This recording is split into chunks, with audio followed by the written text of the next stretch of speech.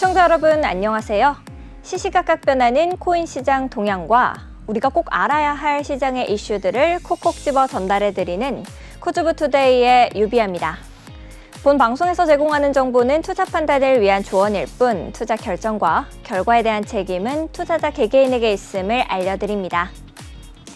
우리 암호화폐 시장은 마운트곡스 관련 매도 압력으로 대혼란에 빠졌습니다.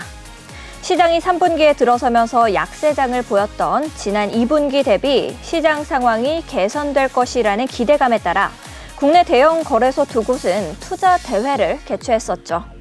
하지만 공포스러운 시장 상황의 투심이 크게 위축되면서 이 목표했던 점유율 상승 효과는 보이지 못하는 모습입니다. 이런 하락장 속에서 우리는 어떻게 대응해야 될까요?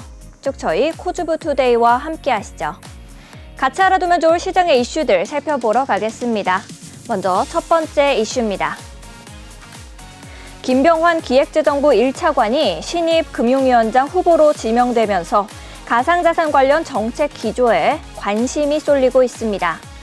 김병환 후보자는 금융위원장 후보자 기자간담회에서 이 비트코인 현물 ETF 승인과 관련해 가상자산 ETF 허용은 짚어봐야 할 문제가 많다라고 언급했습니다.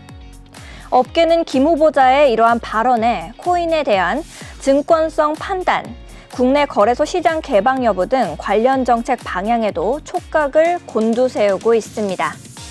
앞서 금융위는 가상자산 규제에 중점을 둔 정책 기조를 갖고 있어 지금껏 비트코인 현물 ETF의 승인에 소극적인 태도를 보여왔는데요.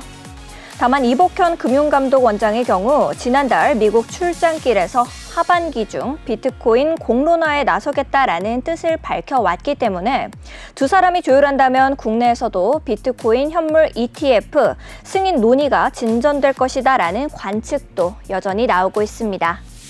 이어서 두 번째 이슈입니다. 유럽의 극우 물결 속에서 미국과 함께 서방 동맹의 주요 축인 영국과 프랑스의 집권당이 조기 총선에서 잇따라 참패하면서 국제 정치 구도가 재편될 전망입니다. 리시 수넥 영국 총리와 에마니엘 마크롱 프랑스 대통령은 모두 조기 총선이라는 정치적 승부수를 던졌지만 이 참패로 끝났습니다.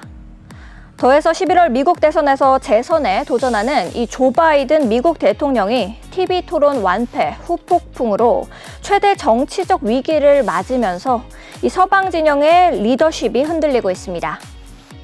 주식뿐만 아니라 미 국채, 달러, 그리고 가상화폐 투자자들도 향후 가격 흐름에 굉장히 큰 영향을 미칠 미 대선 판도에 각 나라는 모두 촉각을 곤두세우고 있다라는 겁니다.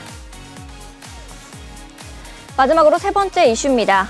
금융감독원 직원을 사칭해 가상자산 사업자와 블록체인 업체들을 상대로 자료 제출을 요구하는 사건이 발생했습니다.